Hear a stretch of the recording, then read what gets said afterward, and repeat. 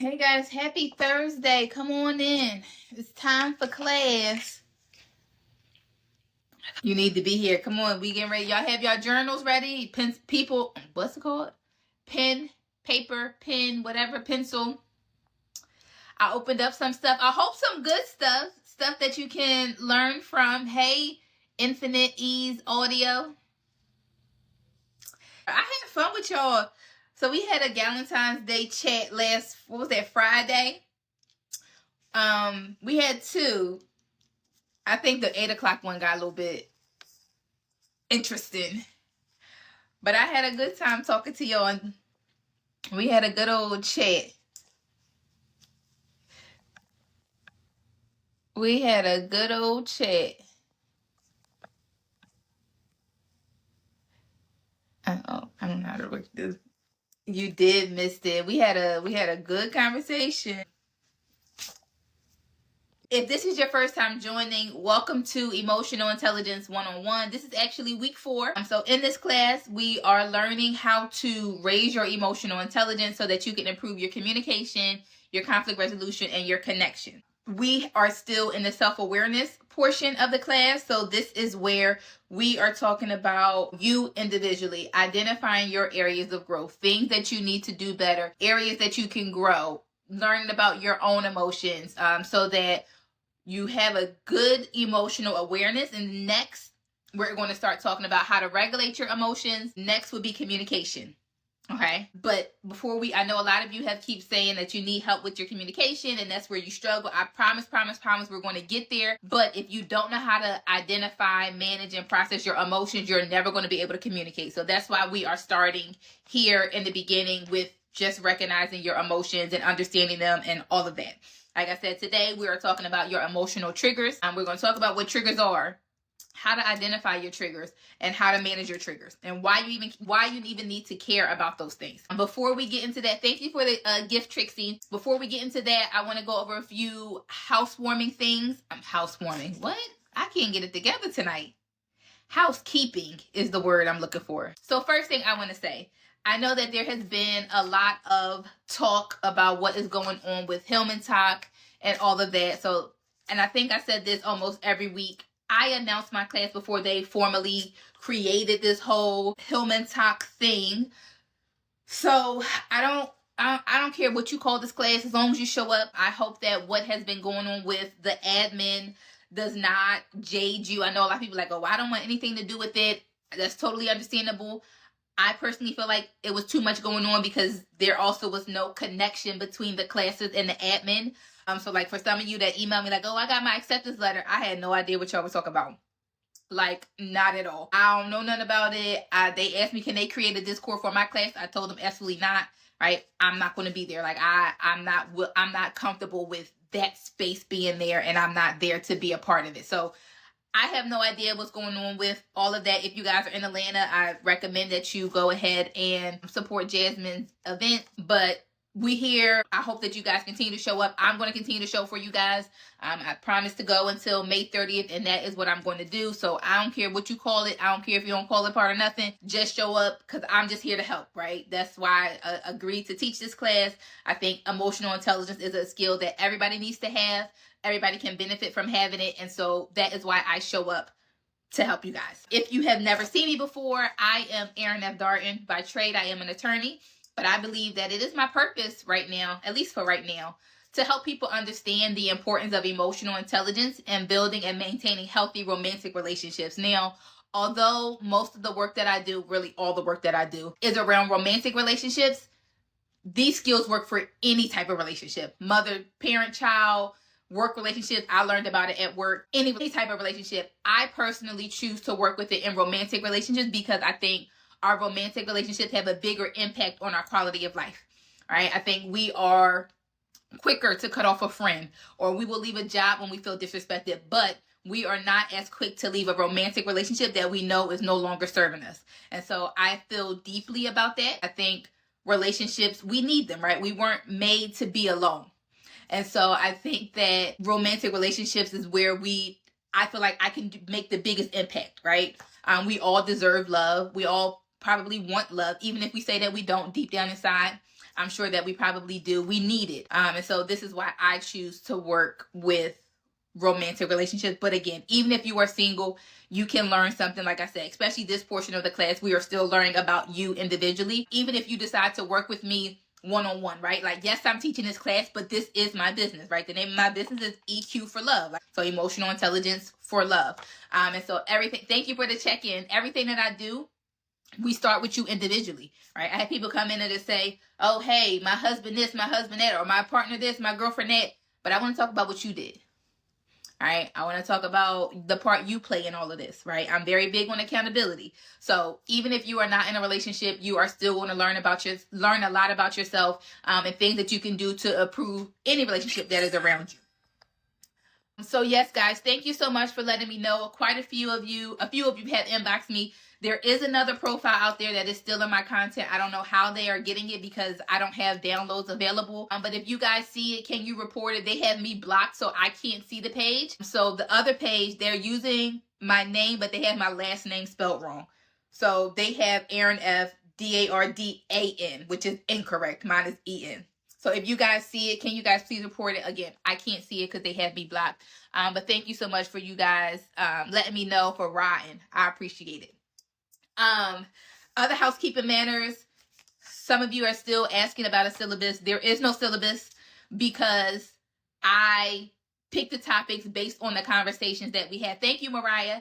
Right? I picked the topics based off of the conversations that we have. And I don't want to give you a long list of things. Like, yes, I can go through and say, okay, these are the things that everybody should know. But I want to make sure that you guys are getting what you need. So just how I switched up last week because that I felt like it was premature to give this. I was going to do this class last week, but I'm like, well, people are saying they had the issues identifying their emotions. So let's back up. And I just don't want to give you a whole bunch of stuff that I got to change and all that. Y'all already love to be confused. So I'm trying to minimize that. So there is no syllabus. I just need y'all to show up on Thursdays and come ready to work. That's it. The other thing, some of you have been inboxing me your reflection questions. You don't have to. It's too many of y'all. I honestly cannot look at everybody's reflection question. The point of me saying put it in your journals because I need you guys to be open, as honest as possible. Dig as deep. Even some stuff, even if you don't want to tell me, right? I need you guys to write it in your journal. So don't feel like you are behind in class. That is the reason that I record them and put them on YouTube. Hey, Fave, like, right, I am trying to help as many of you guys as possible, but it's a whole lot of you that reach out, and I apologize if I don't get back to all of you, but I'm trying to help as many as possible. At the end of class, I do have an announcement. The membership community will be open after class.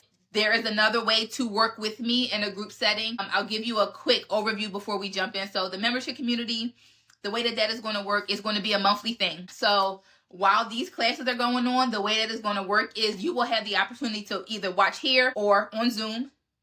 With Zoom, I can give you guys a lot more feedback. I told you I like to get in y'all business and ask questions, and I can't really do that on here. So if you join the membership community after class, you will, starting next week, you will have the opportunity to watch on Zoom, but you will also get the supplements, like the materials that go with all of the classes. And then there will be group coaching sessions every month.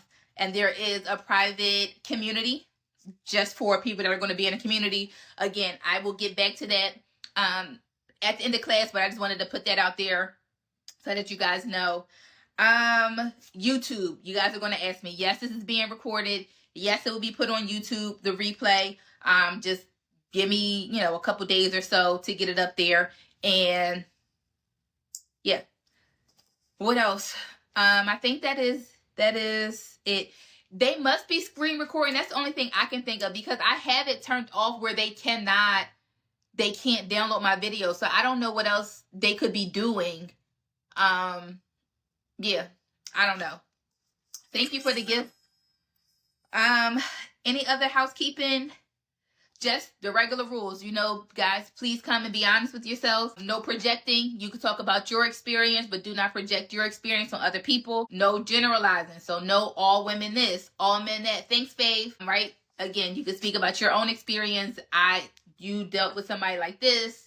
Cool, but don't make that about all of anybody. I'm not a therapist. I am a coach. The difference is Therapists figure out how you got here, so they're looking backwards, and then coaching is looking forward. So you're here, you want to improve your communication. How do I get you from here to better communication? Somebody said, am I moving the calls off of Zoom? So they will only be on Zoom if you join the membership community. I am still going to show up on TikTok, right? Even though the membership community will be open, I am not leaving you guys hanging. I promise to come up, to show up to you guys, for you guys, until May 30th, and I am going to continue to do that.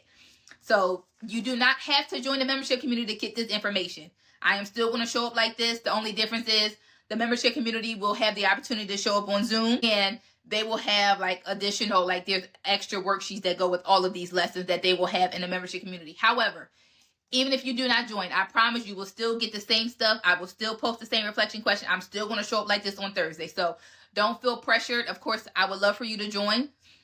You know, you have more support and more community, more resources. But even if you don't join, I promise, you guys will still get, you know, value out of this. On my YouTube, so it is my name. Everything is my name, Erin F. Darden. The link is in my bio. So after this, if you go to the link in my bio, everything is there. So you'll be able to join the membership community. You'll be able to sign up for the email list. If you're not on the email list for this class, you can get the email of the reflection question and the link for the replay once it's available. There's also a link for, there will also be the link for, what else? The YouTube channel where you can go and watch the replays. So they will be on, Shatima, they'll be on YouTube. I don't know if you are able to go back and watch them on YouTube, or whenever you have a chance, they'll be there. Hey, Corley, you are welcome. Yes, so all the information, the link in my bio is probably still going to be the same. So all of that is there. And if it's not there, yes, for sure, inbox me and I can get you started. Any other questions before we jump in today's lesson? Let me know if you guys are ready to start talking about your triggers.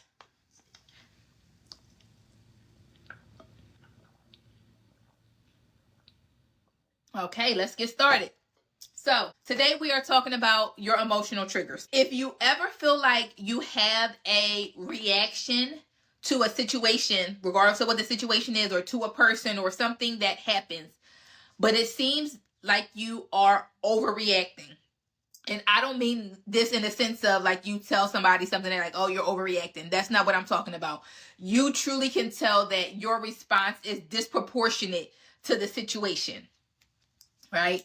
That is likely an indication that you have been triggered, right? So your emotional triggers are things that cause a really big reaction, and the reaction is usually disproportionate to whatever happened. Okay? And so this can show up in a couple of ways. So I'll use myself as the example for today. I have other examples, but it's just easiest to use me. 2 examples for you. So for me, I know that, and I shared this on my page. I don't know if you guys have seen my video, but so my dad is sick. My dad is sick, right? And so that is something that is hard for me because as his only daughter, he won't get to walk me down the aisle. Okay? I know that is a thing for me. And so since he has been sick, a trigger for me is when I go to weddings and I watch the father and daughter dance. And I usually cry profusely. Okay, so that'll be the example that I use throughout. So I know that my dad will not be able to walk me down the aisle. And so weddings, huge trigger for me. I cry uncontrollably, right? Me crying is disproportionate to me watching a father-daughter dance. You know what I mean? It's disproportionate. So, and this is not, so somebody said they don't overreact. This is just, you know,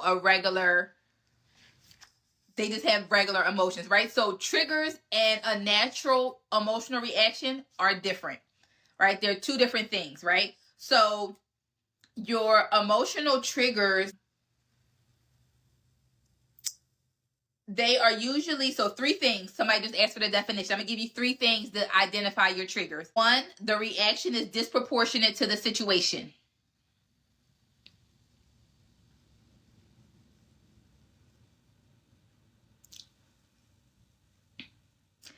Number 2, your response is typically driven by a past experience rather than what's going on right now, right? So when I'm at the weddings and I cry, it's not about what I'm watching. It's about my dad.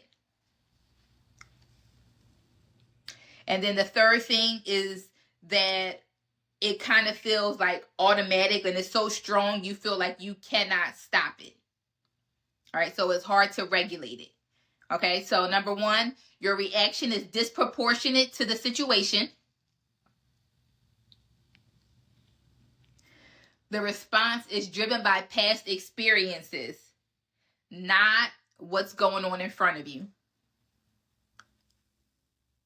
And number 3, it's a reaction that feels automatic and it's like really intense and it's really hard to regulate it. Okay, so let me give you an example of each one of those. So I told you it's an overreaction. So let's say, for an example, a coworker offers feedback on a project, you immediately feel defensive, shut down, or you lash out. You're triggered because you feel personally attacked, even though the feedback might not have been about you personally. It could have been neutral. Right? Instead, the appropriate response might have been, you might have been nervous or disappointed that you might have missed the mark, but not get the defensive and shut down.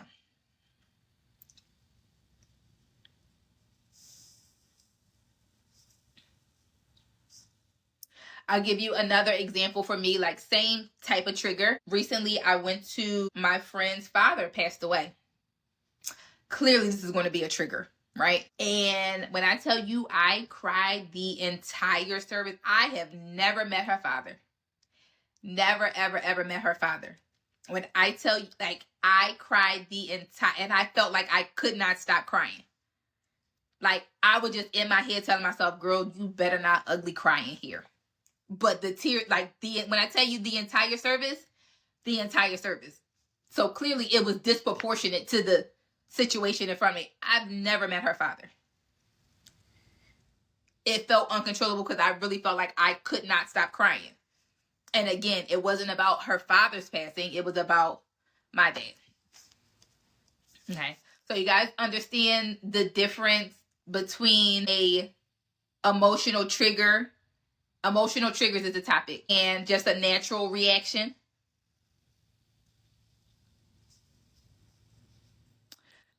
Is it possible to not have any triggers? Possibly, or you just might not be aware of them yet. Because sometimes, I think a lot of times, you don't know about your triggers until they're triggered. Like, I didn't know I was going to cry going to a father-daughter dance until I went to the first wedding and I cried.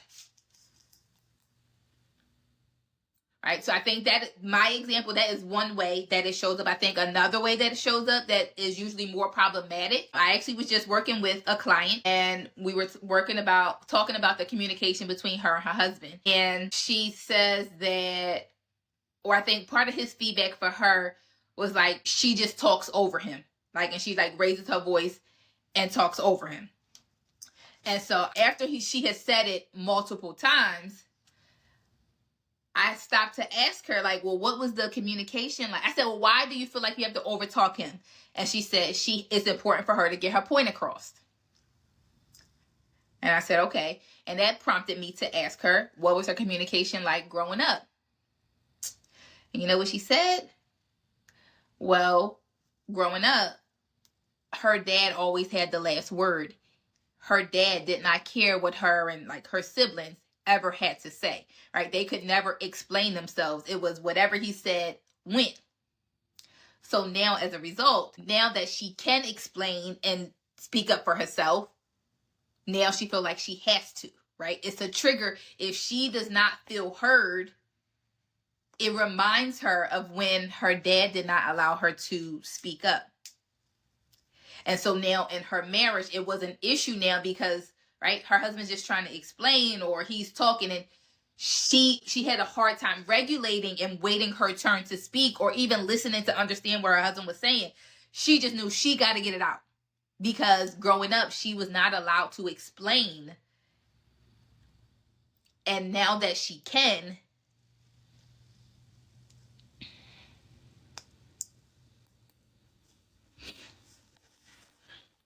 okay.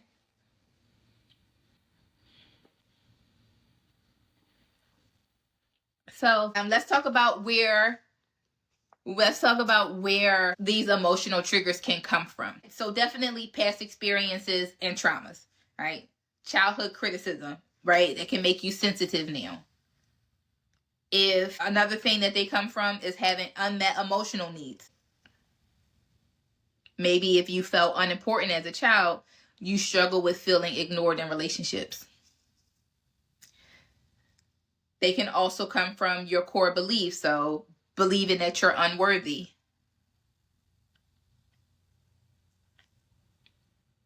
And they can also come from societal and cultural conditioning.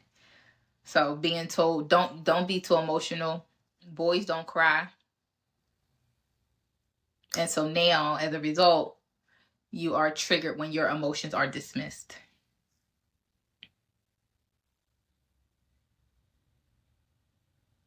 Mm-hmm. So can you guys let's think about a situation. You can do it either one of two ways. Think about a situation where you had a disproportionate response to something that was going on, and can you think about what in your past, or which of these things, either a past experience, an unmet need, your core beliefs, or societal or cultural conditioning, that it can be connected to.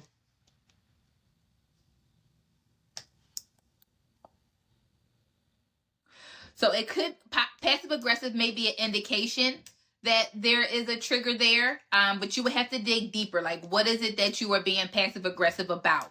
What is it that you are avoiding? And what does that connect to in the past? So think about, I'm going to give you guys a few seconds, especially if you feel like maybe you don't have any triggers. Just think about something where you have had a big emotional reaction. And when I say it's disproportionate, it doesn't necessarily mean like how I said I sat there and cried all day. It may not look like that for you, right? So for that one client I was working with, she just had to get her point across, right? So it may not necessarily be crying all the time. Or the way that I've seen it show up is when people have control issues, right?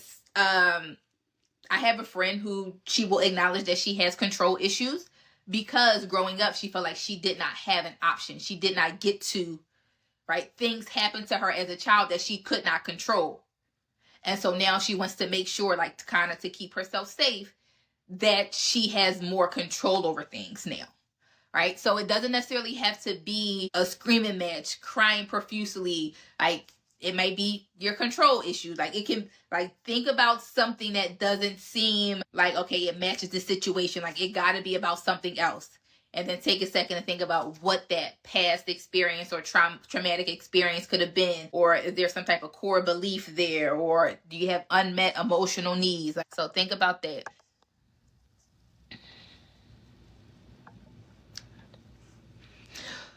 So Prince Solo, somebody calling you sensitive, that is something totally different, which is why I said I don't mean somebody else telling you that you're overreacting, unless you truly believe them. Because sometimes people say that just because they don't know how to deal with your emotions. So that is not quite, or that's not what we're talking about here. That's a whole different topic. You grew up similar to that. Children had no voice, right? Because sometimes it is kids should be seen and not heard.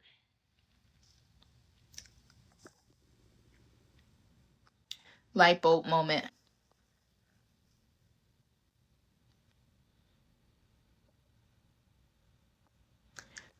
Sometimes you may need to ask your partner or somebody that you trust, a friend, somebody that is aware enough or pays attention enough to you that may be able to help you identify some of your triggers. Yes. And Cocoa Blue, is that connected to something from your past that you experienced, or that maybe not you, but you've seen?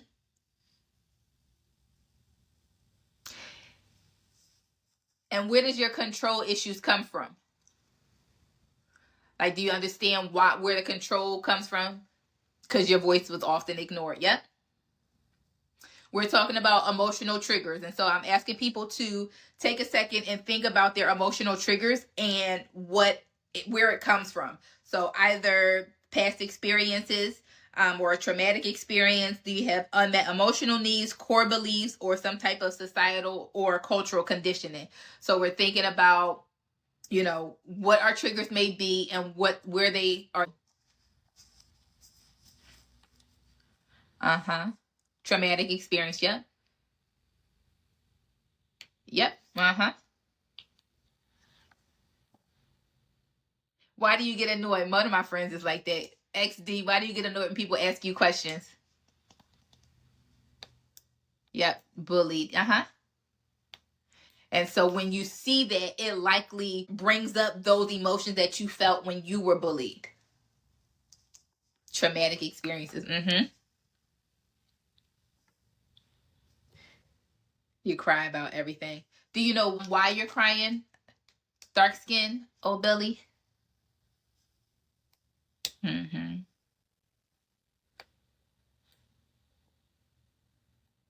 Yep. And my talking thoughts. Do you know why that being dismissed triggers you? Like, was there something in your past where your feelings weren't validated? Yep. Has to do with your past relationships. Yeah. All this makes sense. So I'm gonna give you some of the common emotional triggers in relationships. So rejection is a common one, and that can show up as looking or feeling dismissed, ignored, or not chosen. Abandonment is a big trigger. And so you have a fear of people pulling away emotionally or physically. Criticism can be another trigger. And as a result of criticism, you can get defensive when you receive feedback. Another trigger can be feeling unimportant. And you can react when people don't prioritize you. Control issues, which some of you have mentioned. Feeling anxious when things don't go as expected. Betrayal can be a trigger. And reacting strongly when trust is broken. And disrespect. That's a big one. And you can feel invalidated or overlooked because of that.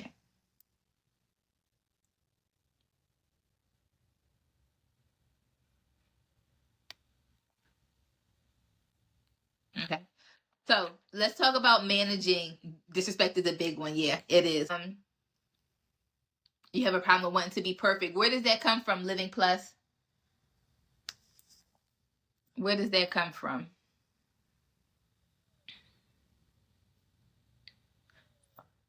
Jazz, did you have an issue with that in the past? Childhood expectations. Oh, that's cool, Travis. So let's talk about these triggers. So the first thing, if you can, right, depending on what type of trigger you are having, right, I always try to tell people avoid them if you can. All right, so if your triggers are like mine, right, I told you mine are connected, at least for right now, are connected to my dad. And so the way that I try to avoid them is when I go to a wedding, I try to leave the room for the father-daughter dance. All right, so that is how I try to avoid them. Unfortunately, we know that you can't always avoid them. And so then you have to work on managing them. So when I told you guys earlier that I had to go to my friend's dad's funeral, I couldn't avoid that, right? I mean, I could not go to the funeral, but for me, it was more important to show up for her than to not go to the funeral. So I'm like, okay, Erin, so what are you going to do about this? So I made sure I had tissue because I knew I was going to cry. And I wore sunglasses so that at least people couldn't see me crying my eyeballs out over this man that I've never even met. And so that is how I managed them. Right? And so I think there are a few things that you can try to do if your triggers are not like this. Let's say yours are more like the communication type, like I told you with my client that I was working with, where she said she just has to get her point across because growing up it was what her dad said and they were not allowed to explain, right? So let's say if yours are those. I think the first thing you got to do is be aware of them, right? You can't fix anything that you're not aware of. So a lot of you guys are saying like light bulb moment. Thanks, Jen. A lot of you saying like light bulb moment. That explains a lot for me. Oh, I didn't recognize that, right? So this is the first step. This is why we're spending so much time in self-awareness, because you can't change anything that you're not aware of. So self-awareness is the first thing. So now that you guys are aware of them, I think pause and identify. Ask yourself, what are you feeling?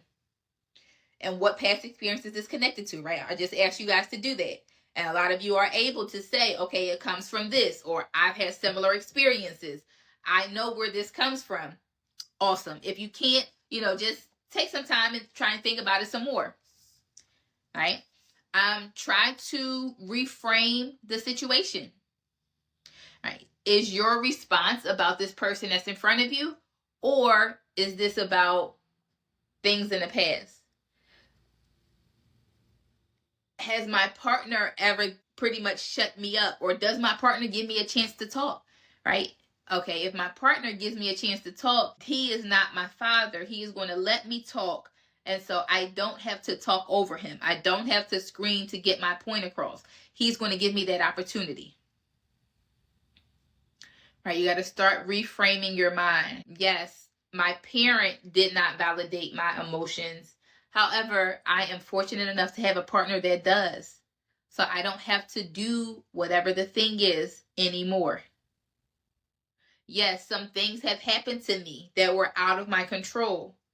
That does not mean I have to control everything that goes on in my life right now. I can trust my partner. Yes, I might not have been able to trust the people that were around me as a child, unfortunately, right? But as an adult, I am fortunate. I've been blessed enough to put people around me that I can trust. And so I don't have to be in control. I think another thing that you can do is just try self-regulating tools, right?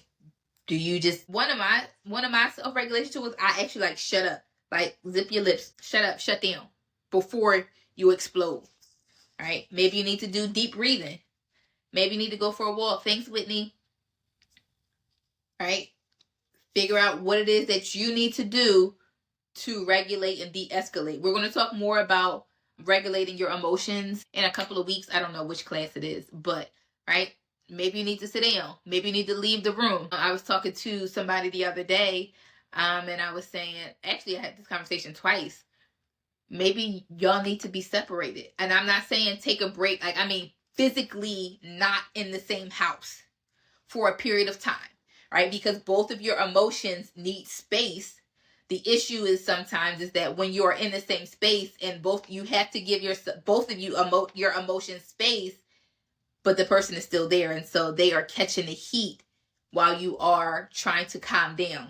And that's not always a good thing, depending on how you behave when you are, when you are in that space, right? So sometimes physical distance is what you need, right? So it could be a deep breath. Literally shut up, shut your mouth, zip your lips. That's what I told my aunt. She called me like, well, what can I do? Because I just feel like I gotta say the lip. I'm like, zip your lips. Literally, like, zip your lips if you have to. Like, zip them.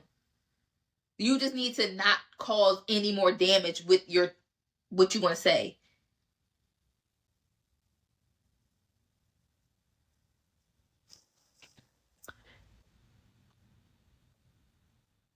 Tapping. What you mean by tapping, Jen?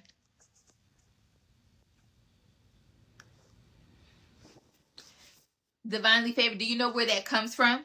Now, so here's the thing, right? So some of these things could be just a natural emotional response, right? The emotional triggers are the ones that seem disproportionate. So something like that, if somebody doesn't let you finish your sentence and you get frustrated, that could just be a natural emotional response, right? What we're talking about here are reactions that don't match what's going on.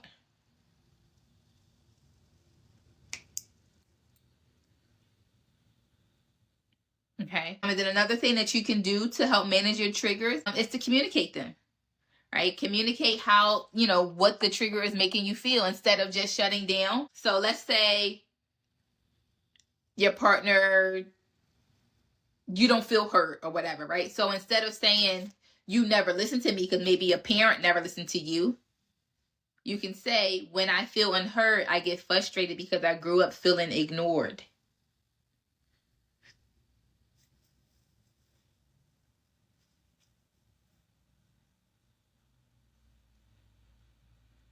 Right? You see how that can help? And it also explains to your partner what's going on with you, as opposed to, you never listen to me, which is probably not true. They're gonna be like, yes, I do. I listen to you all the time, right? It doesn't help. It doesn't make you feel any more heard, as opposed to if you are able to specifically articulate, when I feel unheard, I get frustrated because I grew up feeling ignored. It tells you a whole lot, that gives your partner a whole lot more insight.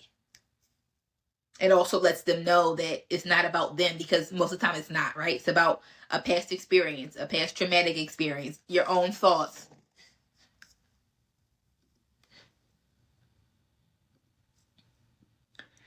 Right? So it helps to explain a whole lot.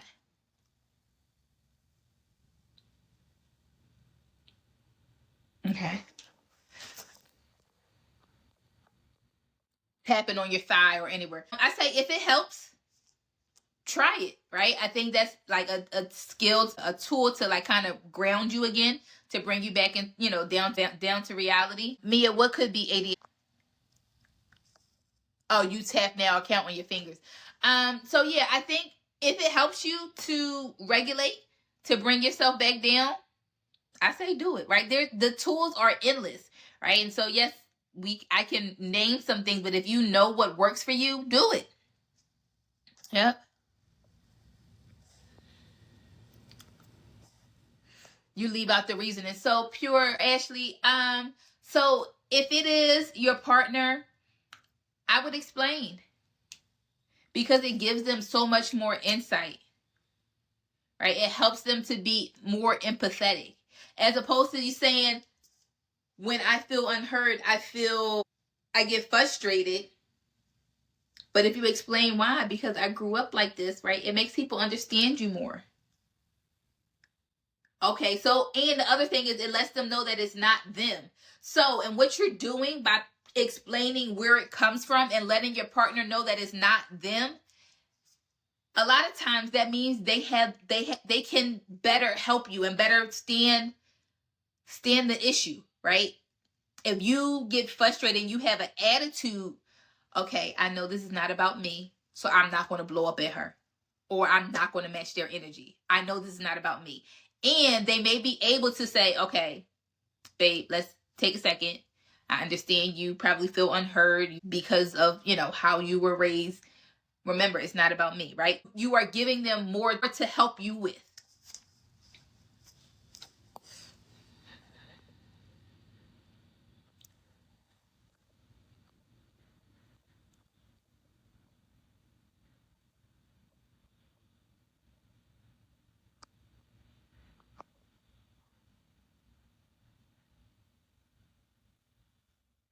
Any thoughts on ghosters? I ignored him publicly when I was upset. Before he ghosted, I triggered him. So it depends. So I would need a little bit more context, Mia. So and here's the other thing, right? If you ignored him and that was a trigger for him, did he explain that to you? Did he try to talk to you about it and you just, you were ignoring him at the time, right? It depends, right? I can't give you like one fast rule or another, but a trigger is a trigger, right? There is something that you said or did or whatever, you ignoring him trigger something, like it might be growing up that they gave him the silent treatment when he was in trouble, or right. So I can't necessarily say, but if that's his trigger, that is his trigger. It can also be a deal breaker, right? I saw a video one day, and this woman said that she stopped talking to a guy because he was upset and he ignored her, and she already explained to him that being ignored is a deal breaker for her, likely because of something that happened in a past, right? That was a trigger for her. He was upset. He ignored her. She was done with him. All right. So I can't necessarily say, have an opinion about it because everybody has their thing.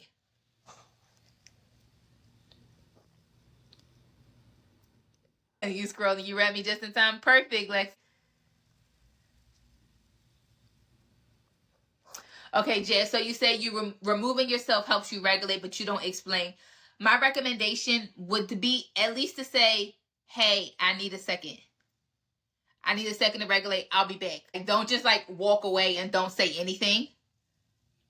Because again, you don't know if that may do something to them. Right? So communication is the name of the game. Hey, I need a second to regulate. I'll come back. Give me 10 minutes. Give me an hour. But you got to communicate. Because they don't know. They might think you just leaving them. Right?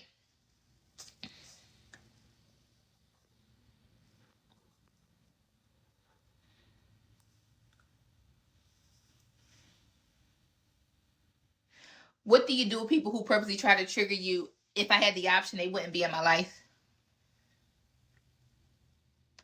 That would be the first thing. If that is not an option, the second thing I would try to do is work on managing the trigger. If you know that they're trying to do this purposely to get a reaction out of you, are there things that you can do to reframe this thinking? Can you take the power out of the trigger?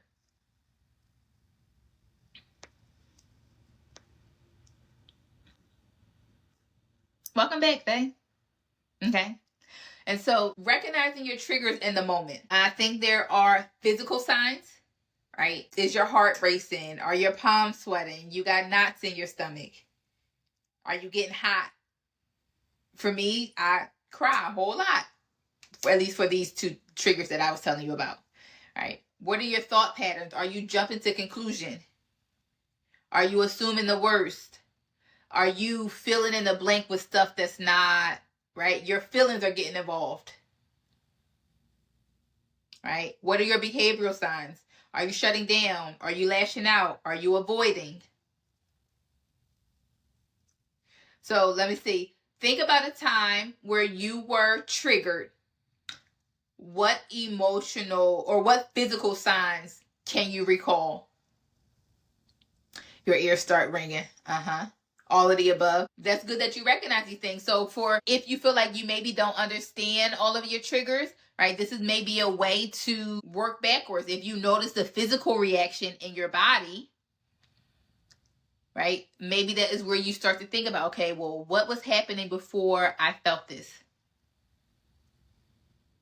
And what about that do you feel like caused this reaction? Or what about that reminds you of something in the past? What about that reminds you of a core, going again back to the things that where your triggers come from and trying to figure it out?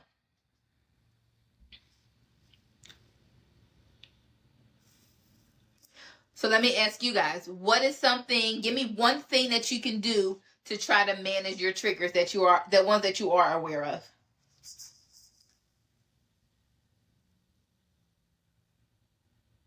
You get physically hot. Your jaw clenches. So can you guys tell me? I think you should know why you're being triggered. So I gave you the list earlier. Your triggers usually comes from past experiences and trauma, or an unmet emotional need, your core belief, or some type of conditioning. And so I think it's important to know where the trigger comes from so that you have a better job of managing it, right? Because if part of the way I'm telling you to manage it is to reframe your thinking, if you don't know where it comes from, you're not going to be able to reframe your thinking, right? And so managing it my attempt is to, if you can, take the power out of that trigger. But if you don't know where it comes from, you won't be able to do that. You can hear your heartbeat in your ears.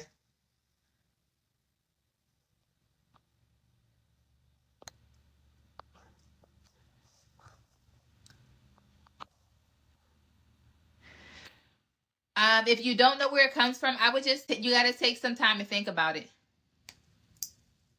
Right? Everything comes from everything is connected. You are the sum of your experience. So you may not you may not recognize it yet, but it comes from somewhere. So if you can't recognize it, right? So let's say, and again, we're talking about emotional triggers, not just a regular emotional reaction that is appropriate to whatever situation you're facing, right? That is different, right? That's totally different. Right? When my dad had a stroke at the Christmas table, right? I was sad. That is appropriate. Me watching a father and daughter dance at a wedding and me crying profusely, that's not proportionate. That is overreaction that I cannot control. Right? So two different things. And a natural emotional reaction and an emotional trigger are different. So make sure we're talking about the right things. Tonight we're talking about your triggers, the things that make you have a emotional reaction that is disproportionate to what's going on. You feel like you cannot control it. It's very intense. Okay, so make sure we're talking about you're thinking about the right things.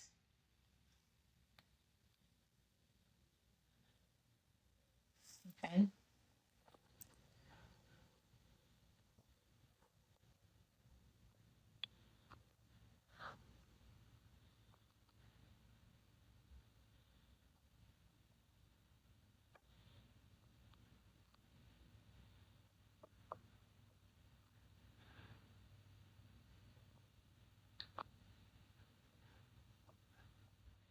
Yep, if your mom triggers you, you can excuse yourself to the bathroom. Now, AZ Green, when your mom triggers you, is it a natural emotional response, or do you feel like it is an emotional trigger? Like, because sometimes moms be drawn. Right? So again, make sure we're talking about the emotional trigger, like the big responses that don't make sense. Right? You feel like you have to control everything because in the past things happened to you that were out of your control. You have to yell and scream, make sure you get your point across because your voice was not validated as a kid, right? Make sure we're talking about the things that are not, like, it is clear, like maybe it's not clear to you, but from the outside looking in, it is clear that it's not just about the situation in front of you.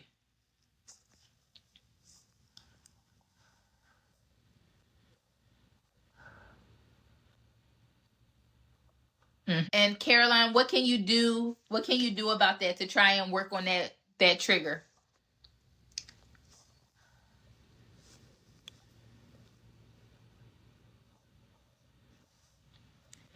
Oh, I missed something. Let me go back.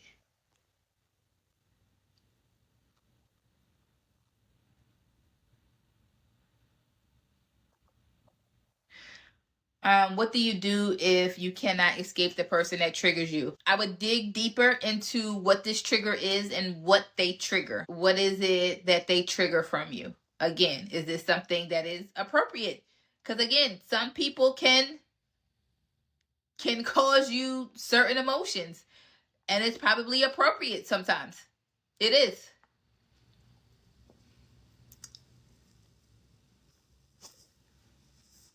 If it's something that has nothing to do with them, now that's what we're talking about. If your response to somebody disrespecting you, then that's just regular emotional regulation, and that is again a different.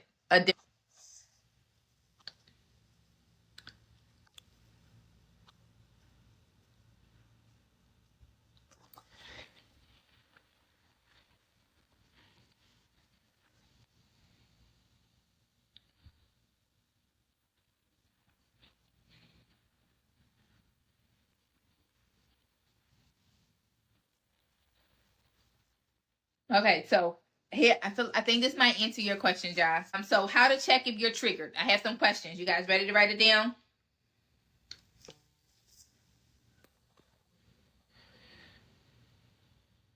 How to check if you're triggered. Number 1, is my reaction bigger than the situation calls for? Number 2, does this remind me of a past experience? Number 3, Am I assuming negative intent or jumping to conclusions? And number 4, do I feel emotionally out of control?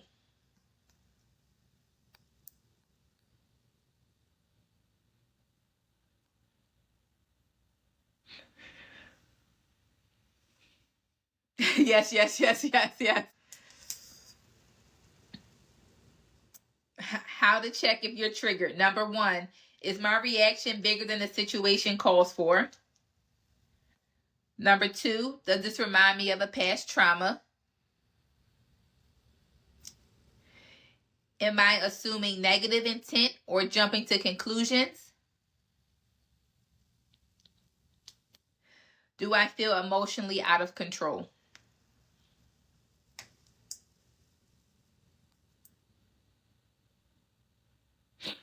Right?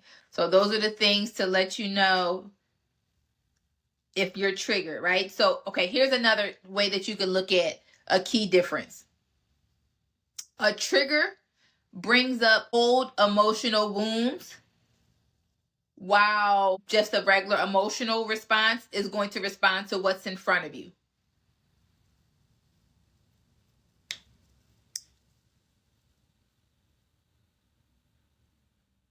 Yeah.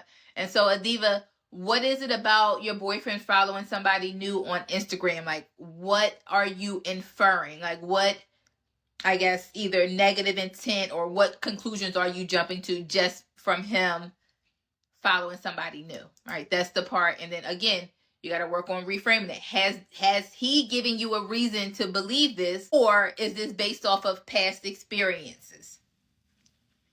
Right? Because now if he has given you a reason to believe it, that's appropriate. That's not a trigger. Thanks, Jen.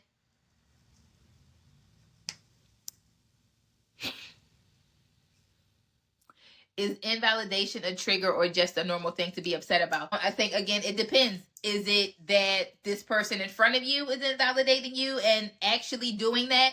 Probably normal. Did they do something that may not really invalidate, but that's how you interpreted it, and that's because of a past experience? Number 3 is, am I assuming negative intent or jumping to conclusions? And number 4, do I feel emotionally out of control? Okay, Adiva, then that is not an emotional trigger. That is an appropriate emotional reaction. Your emotional triggers don't really have anything to do with the person that is in front of you. You're welcome. Right? And so there are some we're kind of crossing the lines here, right? So we were talking about emotional trigger. These are the things that are disproportionate to what's going on in front of you. Some of the things that you guys are mentioning are appropriate emotional responses. And what you need to figure out how to do is you're asking, how do you self-regulate? How do you regulate those emotions once they have been triggered? Or how do you process those emotions? But those are appropriate responses. Right? That's something totally different than these triggers. These triggers are the things that not really associated with what's going on in front of you. Does that make sense? And so I just want you guys to think about it.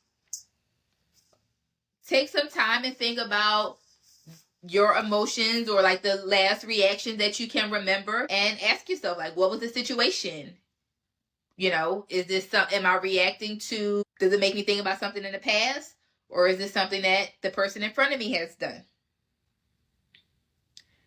Is this a trigger, or is this a natural, an appropriate response to something that this person in front of me did? All right. Now, like, Adiva, just to switch your situation up, right? So let's say your boyfriend was following somebody new on Instagram and it made you feel rejected or insecure, but your boyfriend did not give you a reason to feel that, and you were actually projecting from a previous relationship that maybe the last person gave you a reason, right? Now that could be a trigger there, because if your current person did not give you a reason to feel away, that means you're projecting.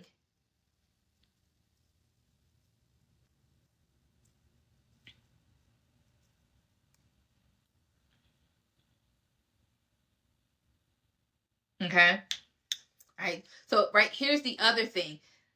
And I said it earlier, right? I am not talking about the situation where somebody just wants to tell you that you're overreacting just because they don't know how to handle your emotions, right? That's not what I'm talking about. Do not let anybody dismiss or invalidate how you are feeling.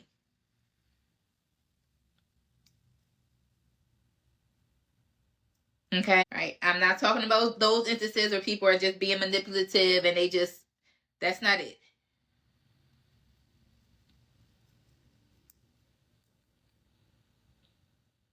Right? And so, Adiva, he says you overreact. What I like to do is, and this is kind of how I keep myself, I don't want to say sane, but if ever I am going to talk to somebody about an issue, right? I make sure that I have examples. And this is kind of how we're going to talk about process. Maybe that'll be next week, how to process what's going on so that you know if you're crazy or not. You're probably not crazy, but right, maybe that's what we'll do next week. We'll talk about how to process what you're feeling so that nobody can dismiss it and you have the right, But what I do is, as a precursor, this is emotion I'm feeling, right? There's a difference between emotions and feelings. We talked about this the last 2 weeks. So this is my initial emotion, right? Now your feelings may come into place. But you ask yourself, what examples do I have to support how I'm feeling? If you crazy, it's because he made you that way. I hear you, Kiki. All right. So what examples do I have to support how I'm feeling? So I don't let people come to me and say, I feel like, I don't want to hear that, because feelings are not facts. So it's not about proving your feelings. I think it's more about validating them, substantiating them, especially if you're an overthinker and you don't know, should I bring something up? Should I not bring something up? Right? It's about processing them and validating them. Right? And so before I go, I gotta have a whole conversation with myself. Sometimes I gotta write out not the argument, but I gotta write out my points. I have a friend that I ask, like, do this make sense? I do a whole lot before I go and talk to somebody, because I know that I'm not quick on my feet. So I need to have processed everything in my brain before I go and talk to somebody, right? And so to prevent them from invalidating how I'm feeling, to prevent them from making me feel like I'm crazy, I do all of that work myself. And that is how I know, if I can justify it to myself, I can give you clear examples, I know I'm not tripping. And I don't have to go with I feel like you don't care about me anymore. Instead, I can say, I don't feel like a priority, right? We're going back to that wheel of emotions that we talked about last week and getting more specific, right? Because you used to do this and maybe you don't do this anymore, or I asked for help and you did not do this, right? So I know that if I can come up with examples to support how I am feeling, I know I'm not tripping. All right. So all of you overthinkers, overthinking is a matter of you don't trust yourself.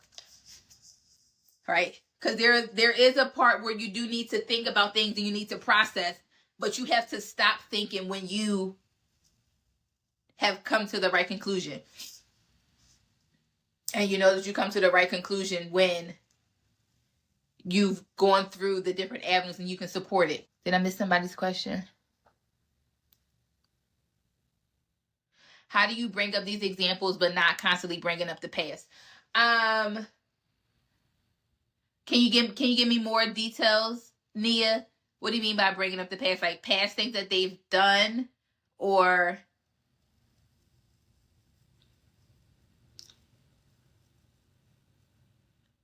So if I understand you, well, I'll just wait for you to respond before I assume what you mean.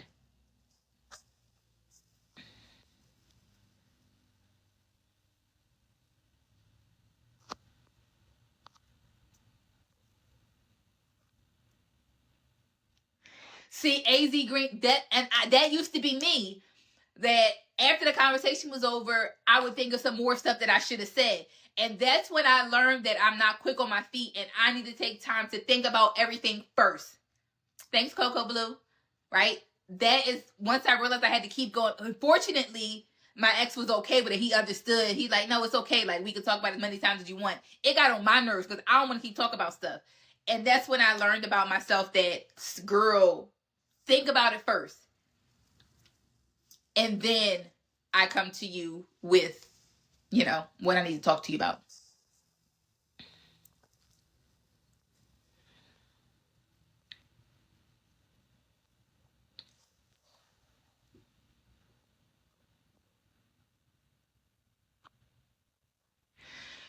When overthinking, why don't you trust yourself? That's a question you got to ask yourself. Have you made a not great decision in the past, right? Maybe there was another decision that was better for you. Are you afraid of making a mistake or the wrong decision? Like, at some point, you got to trust yourself. Trust that you're going to make the right decision for you. Or even if you might not make the right decision, trust that whatever decision you make, you're going to be all right because you're going to figure it out from there. There can probably always be a better decision, but you're going to figure it out about what's best for you. But I can't tell you why you don't trust yourself. All right, that's what the people tell me. I'm scared to love. I'm scared to be in a relationship. You don't trust yourself. Because there's nothing you can do to stop somebody from hurting you. Only thing you can do is trust that the minute that they do hurt you or the minute that they do break your boundaries or cross your boundaries or you see the red flags, that you're going to get out of here. So it's nothing to be, you can't be scared. Money don't make no money. So you're not really afraid of new love. You're afraid of old pain. But again, you don't trust yourself that you're going to skedaddle when you know this is not right.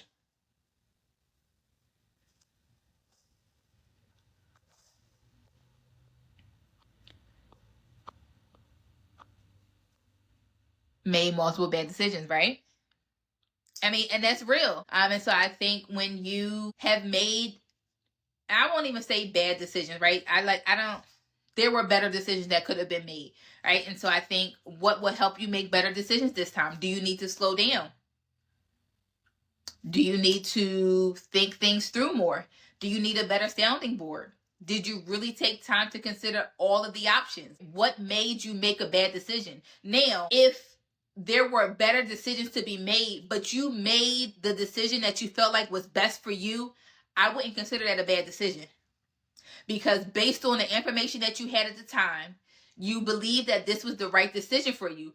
Just because there might have been a better decision doesn't mean that you made the wrong one. All right, so you got to figure out what you can do to trust yourself. Start with small things. Making smaller decisions. Like, okay, girl, thanks, Jess. Like, okay, girl, I see you over here. You made this right decision. Reward yourself. I got me. Even if you make the wrong decision, I know I'm going to be okay.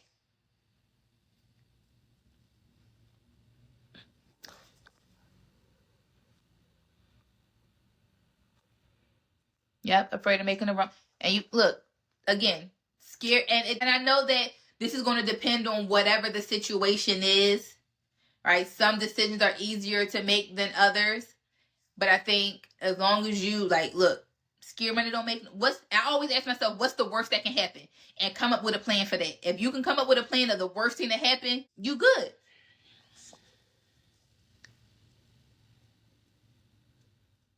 Okay, so what do you do if your partner doesn't like that you keep bringing up issues that hurt you? So you shouldn't keep bringing up issues, okay? And so the reason that you keep bringing them up is because you're still hurt. You're still hurt because there has not been corrective behavior or corrective actions, more than likely.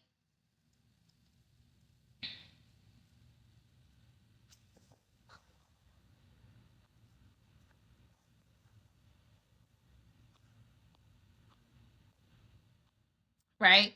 Let me know if I'm on the. We could just stop right there, Nikki.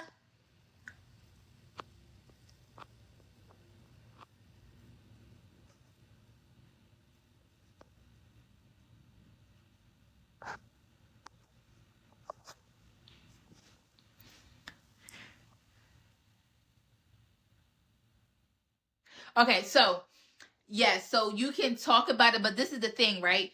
You can't wait 6, 7, 12 months to talk about something, right? You need to address it when it happens. And I'm not saying like immediately, like right now, but don't hold nothing in for 2 months and now you want to bring up old stuff, right? So now sometimes maybe the first instance didn't bother you. Maybe it has happened 2 or 3 times over the last 6 months. Okay, cool, absolutely. And then we need to sit down and talk about it. Hey, right? I give y'all this magic sentence every week, even though we're not in the communication portion of this class, right? But I felt like when you did on this date, moving forward, can you do X, Y, and Z? Right? So you want to keep the conversation on how you feel. And so if you are bringing up things as examples, I would start with the most recent one if possible. And just leave it there if you can, right? Just go with one. If they need another one, okay, give them another example. But the issue is if we've had this conversation, y'all have talked about it, and then now 4 months later, we're talking about one thing, and well, and you trying to pile stuff up that you can't. You can't pile the stuff up. Now that's not cool. That's not cool. To pile stuff up like, and you did this, and you did that, and you did this. That's not. Not 5 years, Gigi. Now, so at that point, so here's the thing. I tell people this all the time. You can't get mad for people not addressing things that you don't tell them about. If you can't hold them, you can't nail them to the cross if you didn't tell them about something that's wrong. They not mind readers. Yeah, no, piling stuff. Because here's the thing, right? If I come to you and say, hey, Ashley, I felt dismissed when I shared on Saturday when I shared how I felt and you just kept talking as if I didn't say anything, right?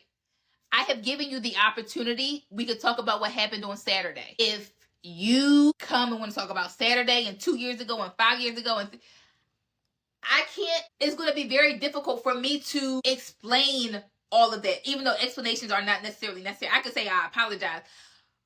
But when you pile things up, how am I supposed to work through it? One thing at a time. I told you, well, I don't know if y'all were in after hours last week. One issue at a time.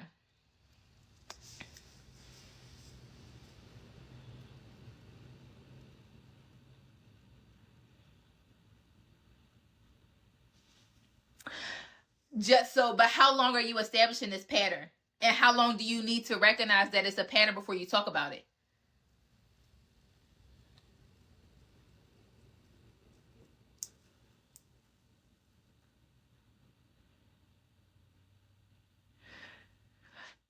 How do you deal with that when your partner shuts down and avoids communication because they don't like conflict? One, they have to understand that conflict is inevitable.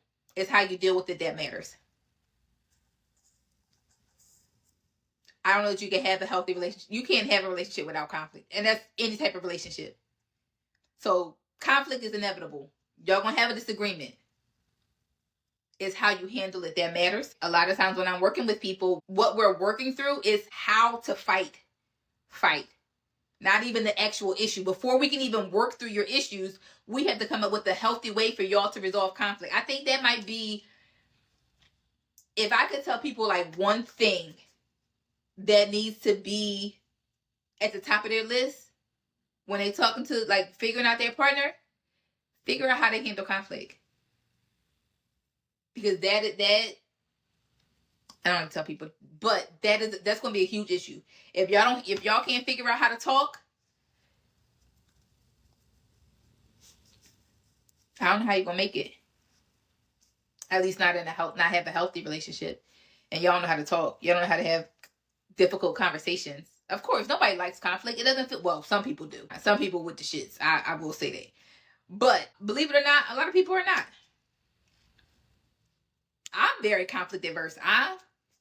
And so I try to have conversations in a way that is very non-confrontational, which is why I do a lot of the processing beforehand, so that when I'm coming to you, say, hey, this is how I felt when you did this. Next time I need you to do that. Boom, end the conversation. I just told you how I felt, why I felt that way, what you did to cause that way, and what I want you to do differently. Is nothing for us to talk about. Of course, I'm open to having a conversation. I'm not saying like that's the end of the, but I'm already prepared that I avoid a lot of conversations. I don't like to fight.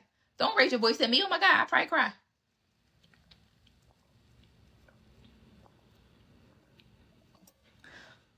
So I think the first thing that your partner has to do is they have to understand that conflict is inevitable. And I think another thing is you have to make sure that it's a safe space for both of you. All right. So ask your partner, have I done anything to make you feel like you can't talk to me?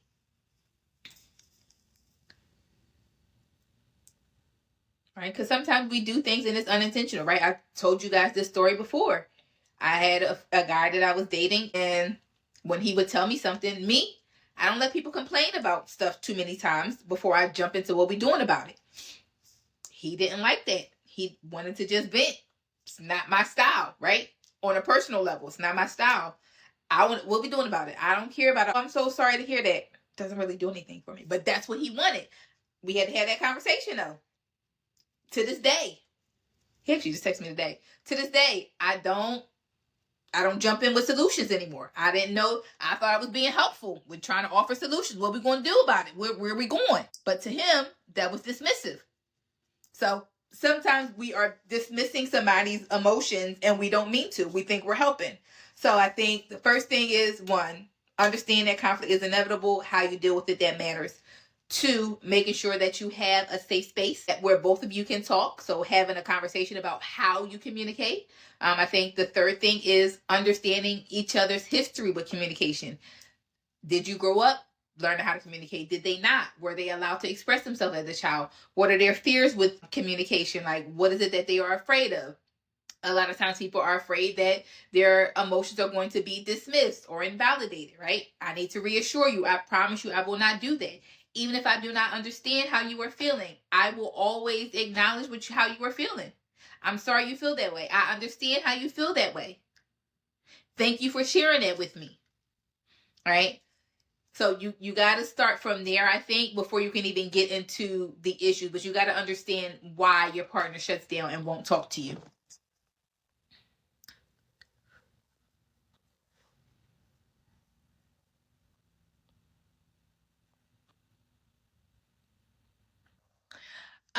So we talked about that last week too. So what if you got to do one issue at a time. So if you're talking about bringing up an issue that you have an issue with, and they say, well, you did that may very well be true, but can we address this issue first? Let's write that down, and we can come back to it after we finish this issue. Because that's a defensive. I very well may have done that, but that's not what we're talking about right now.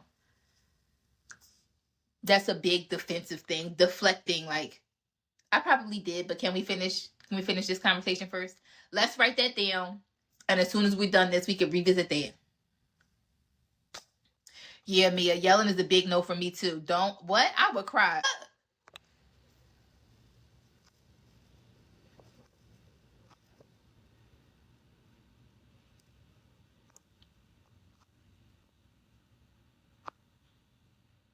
Yeah, that's the biggest problem. Yeah. And so, right, here's the other thing. And I feel like I have this conversation probably weekly. There's only so much that you can do. You're only one person. Your partner is grown. You cannot overcompensate for them. You cannot make them heal. You cannot make them grow. They have to be willing to do the work too.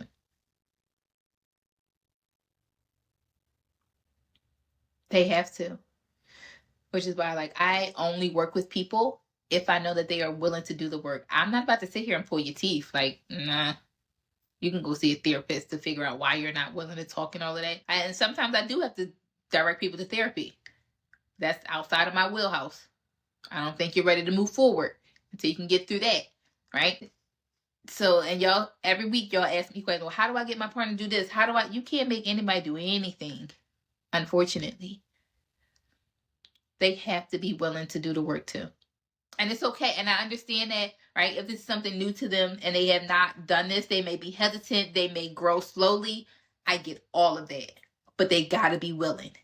As long as they are willing to at least try, right? That's why I said start with asking, is there anything that I have done? Or is there anything I can do to make you feel like you can talk to me? But they gotta be willing. Like, they have to.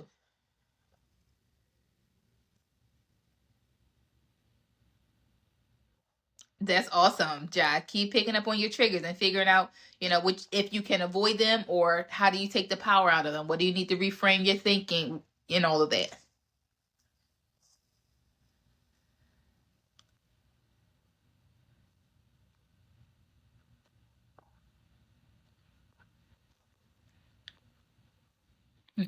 I can answer a few more questions, but let me tell you guys a little bit more about the membership community. So the EQ for Love membership community is going to be a monthly subscription. And so every month there will be probably at least 2 group coaching sessions. So these classes will still go on. But in the group coaching session, this is when you have the opportunity to come with whatever issue it is that you want to work on. And I'll pick a few people, each session, and we'll work through whatever it is that you want to work through, right? You guys will do the talking. I'm here to ask the questions. I'm here to get in your business.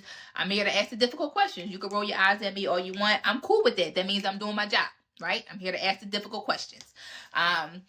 So there'll be 2 group coaching sessions a month.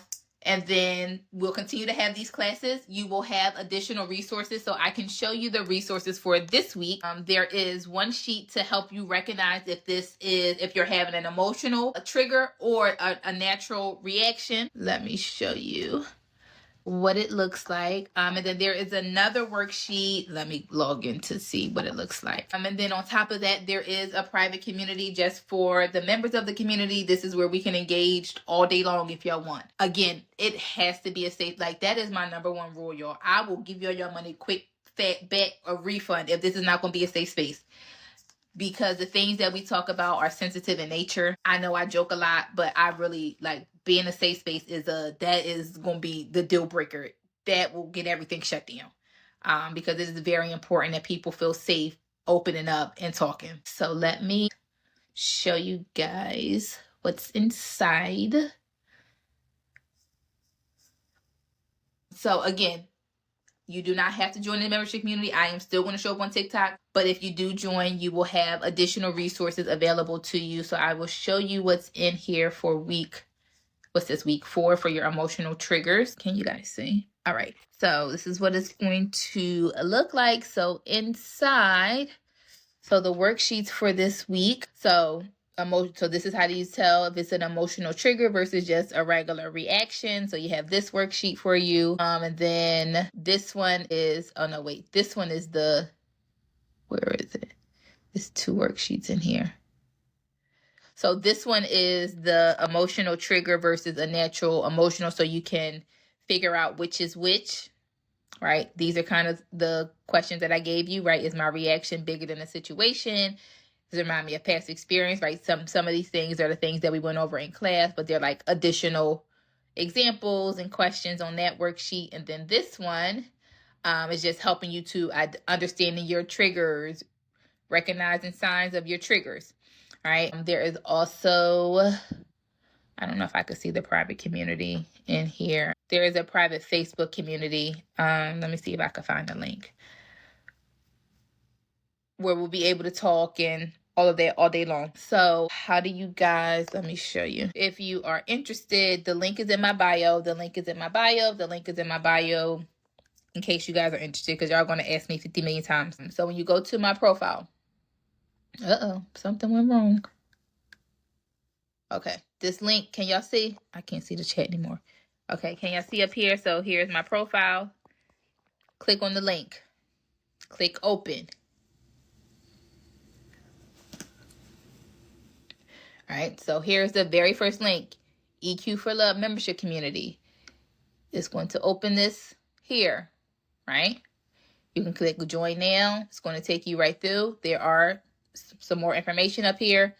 This is what you guys want to know. It's only $27 a month, right? So this says monthly expert-led lessons. So for now, while this EQ 101 class is going on, I'm going to continue teaching all of the lessons. When EQ 101 is going on, you can for sure guarantee that I will be bringing in other people to help teach, because there's just a lot for me to continue teaching every week. So I will bring in my therapist friends, my relationship people. There is a survey that you will answer when you sign up, and in the survey it's going to ask you kind of like what topics or what issues that you have. And so I will go into, my database, my resource, the people that I know, asking them to come and teach classes for you guys based on what it is that you guys need, right? It won't all just be me. I know lots and lots of, like at least 3 of my 4 closest friends are therapists, right? My godmother is a therapist, right? So I will, whatever it is that you guys feel like you need, I will for sure, try and find somebody that can help. Even if it is an attorney. One of my best friends is a family law attorney. If you guys want to ask questions about custody or divorce or, those things, they've been on my podcast before. So yeah, right? I want this to be for you guys. I want this to be, even more hands-on. I keep telling y'all, like, I don't really like this whole TikTok thing because I can't really get in your business like I want to. I prefer the whole Zoom thing. So with the membership community, you can have the opportunity to watch on Zoom and actually talk back to me. So yeah, any questions? So there will also be resources that will only be available for people. I think right now there is the ebook is in there. Let me see if I could find a copy of the ebook. Where did I put it? Let me see. Hold on, guys. Let me pull up but again, right?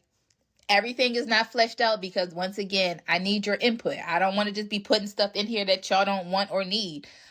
So the filling out the survey is going to be very, very helpful. So that I'm making sure that I'm giving you guys what you need. Okay, here's the ebook.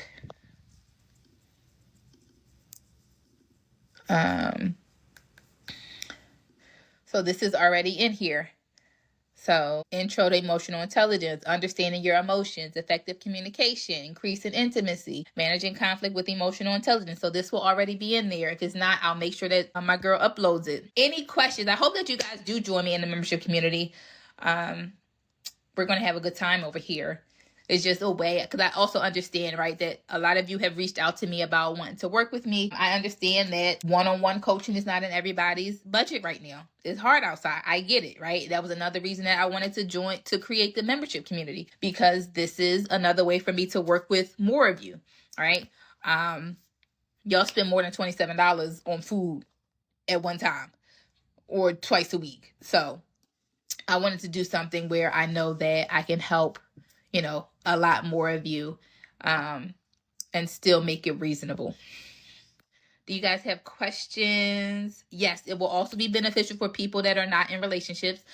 So I actually already have a course for my single ladies. I can also upload that too. The membership begins right away. So the link is in my bio. If you guys sign up today, as soon as you sign up, you will get the email and how to join the community. And I will start uploading more stuff, but it's open now. Yes, so it is helpful for people that are also not in relationships. I actually probably have maybe more resources, not more, but yes, it works for both. And depending on how many single versus relationship people I have, the group coaching sessions, I can also do them separate, right? If we find that it's more beneficial to have them separately, I can do that too. It just depends on what the population is, right?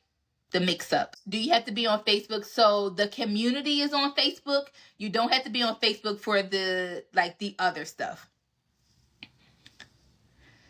Yeah. So the private community is Facebook, but the rest of the stuff is not.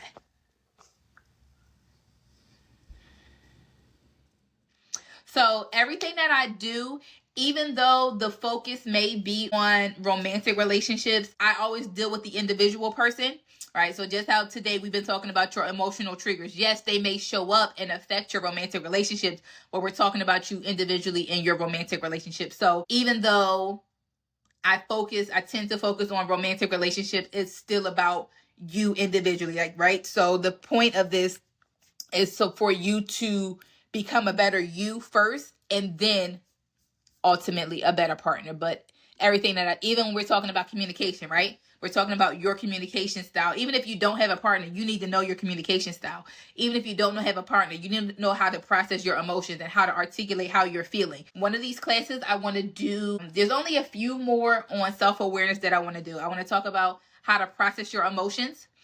And I want to talk about love, like what makes you feel love. So whether you're in a relationship or not, you need to know what makes you feel love and what a healthy relationship looks like for you. But again, whether you're single or in a relationship, that will benefit you. Come on over, cousin. Come on to the community. So yes, single or in a relationship, married, it's going to work. Again, I just need you guys to tell me what it is that you need, and I will make sure that you have it. Even if I have to do separate lessons for, again, single versus in a relationship, I am willing to do that. I just need to know that. Because I also think being emotionally intelligent, it also helps you when you're single, because then you really know what it is that you want and need, and you can avoid wasting your time on the wrong person. So the Zoom call. So these lessons will continue to be on Thursdays. I have not picked a day for the group coaching sessions. Again, I'm open to suggestions from you guys if there is another day that will work for you. But for now, these do have to stay on Thursday just because we already started here. If after May 30th, most of you decide that you don't like Thursdays, you want to do Tuesdays or Wednesdays, we can make that adjustment. Again, I'm here to, help the majority of you. The community is opening today. So as soon as we hang up, you guys can click the link in my bio and subscribe. You will get your email right away about how to join the community and how to create your account to log in. The worksheets are inside the community. So once you join the community, it's going to ask you. Okay, so let me show you. Once you join the community, right? So yours is it should look like this, I believe, right? And so on this side, after it has the description, so this is the description. When you scroll down here, we have different lounges. So this is going to be your welcome.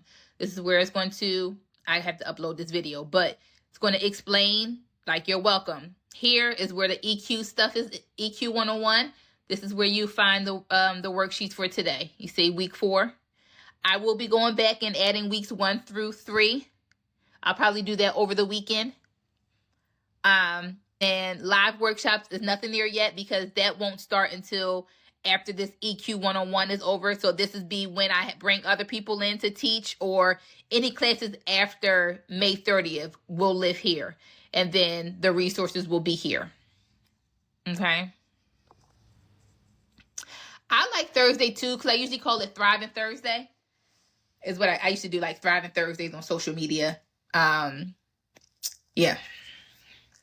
So yeah, the community is open you can start joining today. Is Cash App an option? I don't believe so. I don't think my website accepts Cash App. I think it accepts Apple Pay though. Let me see. Hold on. Let me see if I click checkout. Join now. Oh no, Google Pay. So you either have to, when you click checkout, you either have to use a card or Google Pay. Yep.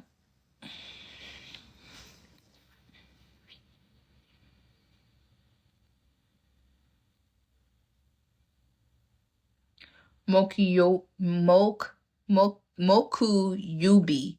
Okay. You know what's so funny, Faye? I'm going to Japan this year. Have you been to Japan? Or do you live there?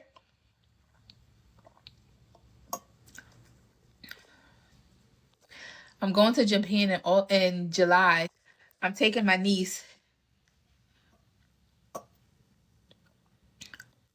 Vlog my trip. It's going to be interesting. So my niece is really into like anime and Japanese culture. So I'm taking her. She'll be 16 next week. So it's her 16th birthday, but we're not going to go to the summertime. You're working on a passport. Okay. Yeah, so this is gonna be interesting. I have no idea what to expect, but she has taught herself Japanese. So we're gonna see. We're gonna see. Somebody just enrolled. Thanks. I can't see who it is. I just got the email notification though. Okay, shout out to the first one. Good night, Gigi. So it's 2:30 in London. So maybe we need to do. Yeah, we'll have to. I mean, if you guys do the survey, we'll have to figure out a time. Again, the replays will be available. It's just gonna depend on how many international students I have, because yeah. Again, if it's enough of you guys, I will figure something else out.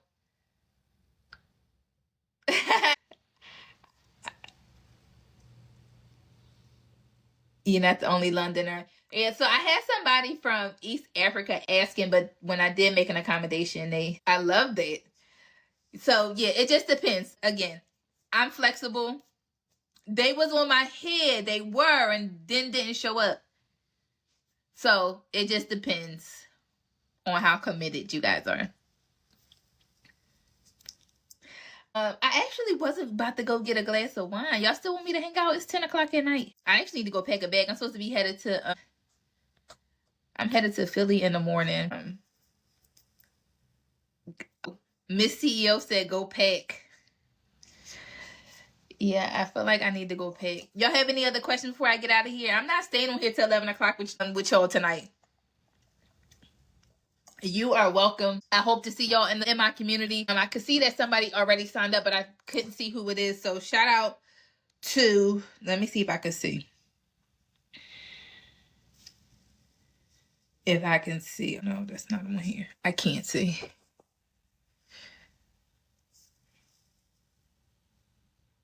No, I can't see it on this phone. It's only on this phone. But I hope to see you guys inside the community. Even if you don't join tonight, it will be ongoing. You're just going to miss the fun that we have.